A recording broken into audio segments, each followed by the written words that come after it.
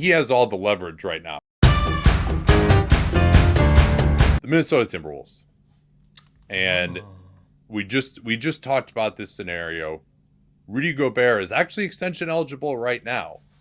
Not something that's really been talked about.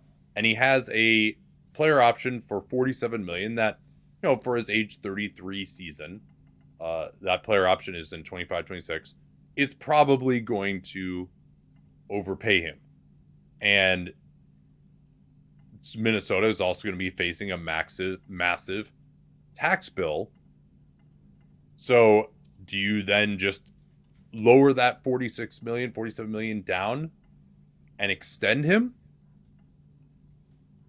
Or are you willing to just take that to free agency?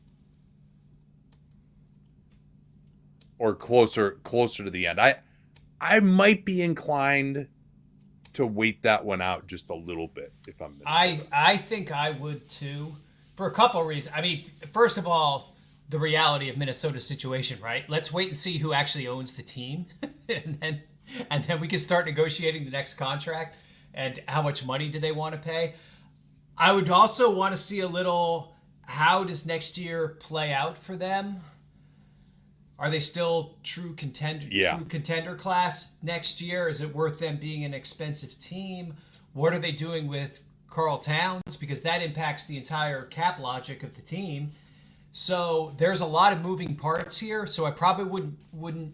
I would feel like I was putting the cart before the horse if I dealt with Gobert first. I think that's right, and he has all the leverage right now because as of right now, you're looking like you're in absolute tax hell, and you also have him at $47 million next year, so or in 25-26. Yeah. So he's like, well, okay, I'll do you a favor, but yeah, you're going to give me 4 years. It's going to be 4 years at $35 million a year, right? And you're going to pay me until I'm 37. He's coming off a Defensive Player of the Year season, and you also, as Minnesota, like this is when you're on the high. That's when you can kind of make some of these mistakes as well. And they're just like, fuck it, we got to keep the team together. Yeah, we're gonna have to swallow this miserable luxury tax pill this year, but hey, at least we get some relief next year with Gobert's salary going down by $10 million. And who cares about the next 4 years? Well, the Minnesota Timberwolves actually care about the next 4 years because they have this guy named Anthony Edwards on their team, who's only 22.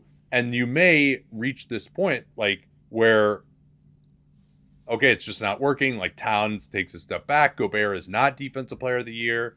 They're kind of more mid-pack in the West. They lose in the first round next year. And, they could also just get even better. Like that's a possibility too. But the West is quite brutal and they could have different matchups, right? Like they could have easily been playing Dallas in the first round and lost to Dallas in the first round. Like that's the way the West kind of works. Yeah. So to me, I would want to just wait and, maybe we do it during the season as well.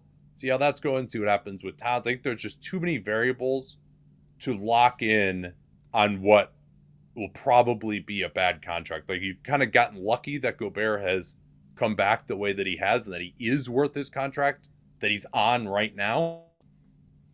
I just wouldn't want to get myself in a position where I don't have any flexibility to do anything. And as Anthony Edwards is nearing a point at which he might leave the team in like year 6 or year 7, you've got 37-year-old Rudy Gobert making a lot of money. Yeah, absolutely. Yeah. So if it's worth doing that if, okay, the only way this team looks great again in 24-25, the only way we can keep it together is Gobert taking less. Okay, then we'll do that once. But I'm not sure I want to bet on that quite yet.